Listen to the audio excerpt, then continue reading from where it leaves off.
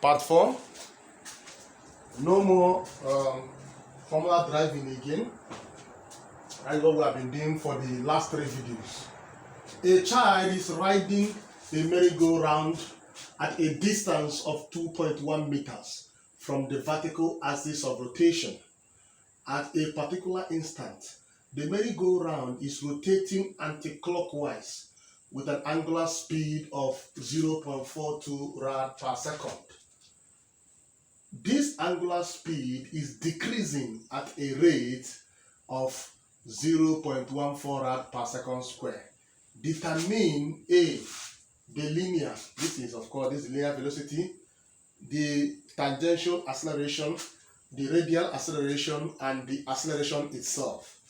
Now, of course, if you are watching my part 1 and part 2 of the video and part 3, you can simply pause this video and start solving immediately, because the answer will be flowing naturally. Now, of course, do you know the formula for calculating? First of all, let me bring it out. So you have the solution. So the radius is 2.1 meters, the vertical, and then the angular speed is 0.42, right?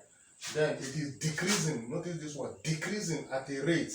So your angular acceleration is, because of that decreasing, minus 0.14, right?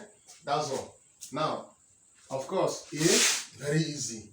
Vt is equals to Wr. Insert it and start solving naturally. So this is just 0.42 times 2.1.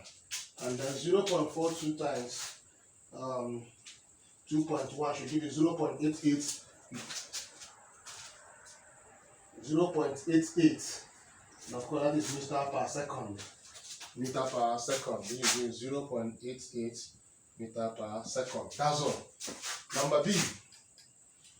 You want to calculate the tangential acceleration. I gave you a formula for calculating tangential acceleration. We even proved it. So this is tangential acceleration, of course, is this R, right? So it's just minus 0.14 times 2.1, and that should give you an answer of 0.29. This is minus 0.29 meter per second square, right? Now, the next thing is the radial acceleration, number C. The radial acceleration, of course, we proved it. Post it. What's the formula? Because I proved it to be omega square R. And so this is 0.42 times all in square times your R, which is 2.1. And of course, the answer it should give you is 0.37. So this is 0.37 meter per second square. The D part, do you remember? Of course, I told you that the acceleration is the square root of the tangential square and the radial square. Is it not? I said it. I said it too. So all you need to do right now is put this answer in square, this answer in square, and then square root it, and you should get 0.47, of course, meter per second square.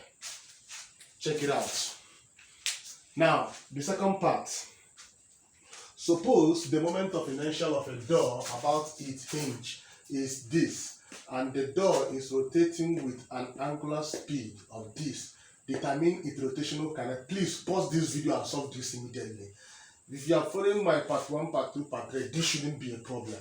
Of course, at the end of part 3, I told you that kinetic energy, right? I said this is half mv square. I said something like this, right?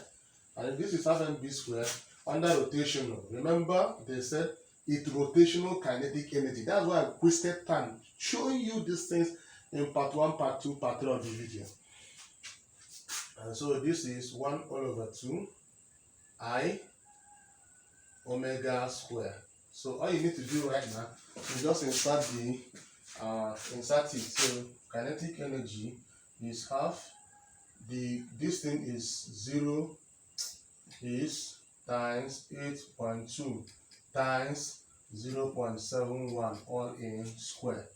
Whatever you should get should be your answer immediately. I told you immediately we finish this will now become a child's play, and so this will give you 2.1. Of course, the unit of energy is in joules, 2.1 joules. Do you see how easy this can be? I told you. Let's talk more example practical solutions on this.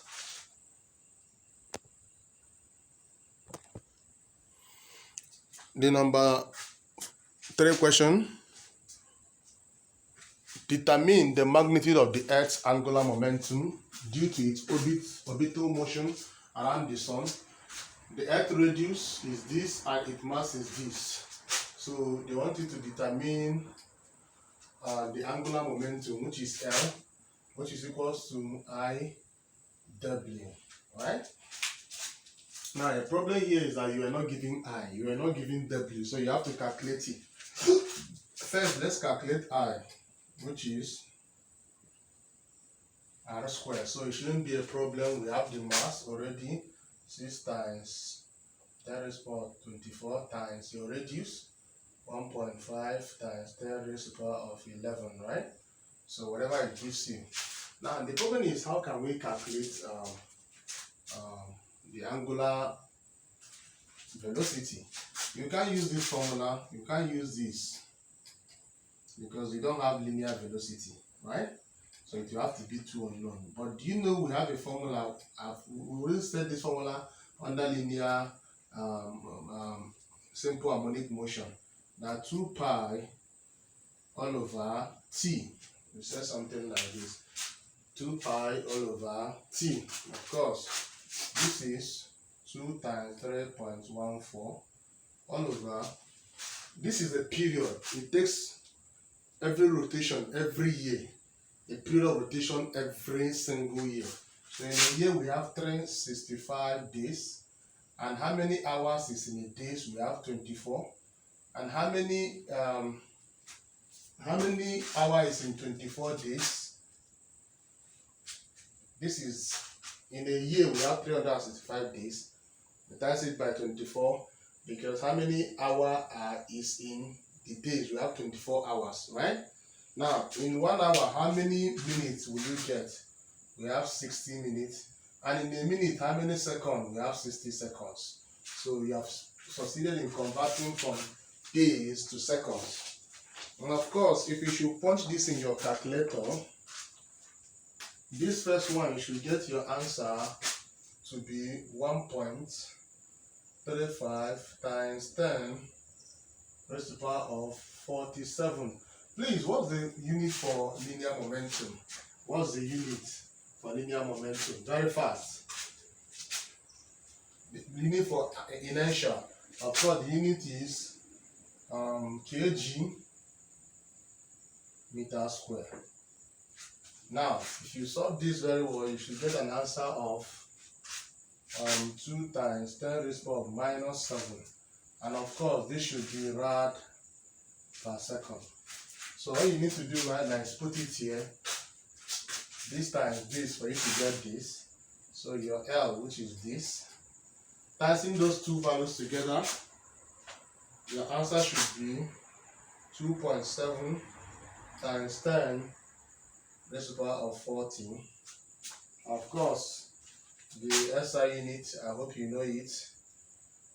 This is kilogram meter square times this. So this is kilogram meter square per second. Now, that is how to solve this.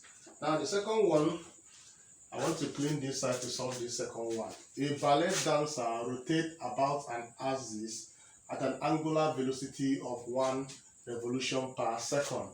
Her moment of inertia is 1. When she folds her arms while still rotating, her moment of inertia. While still rotating, her moment of inertia decreases to 0.4.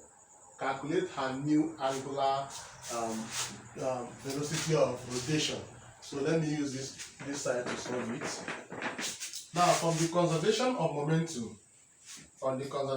momentum, the initial momentum is equal to the final momentum, of course.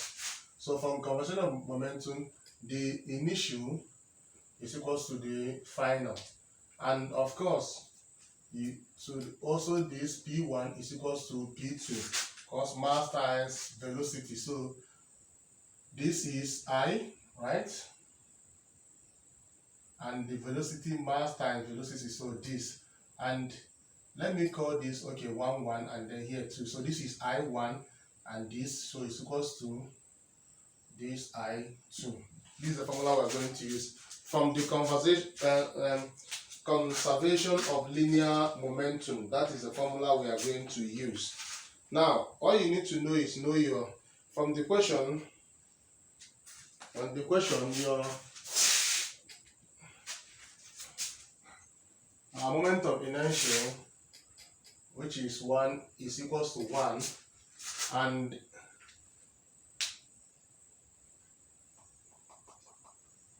before I see rotating, the moment of inertia decreases to this. So our angular velocity is also 1. So the next thing is it decreases to what? So we are calculating the angular velocity. So we are calculating W2. So they are already giving us this to be 0.4. So putting it into this formula is I1 W1 equals to I2 W2, right? So we're going to have to make W2 the subject of the formula, and that should solve it. So this is 1 times 1 is equals to 0.4 W2. So W2 should be 1 all over 0.4. So our 1 divided by 0.4 should give you 2.5. 2.5, and that should be revolution per second. So that's the SI unit of angular momentum. That's the SI unit of angular velocity, not momentum. Thank you very much.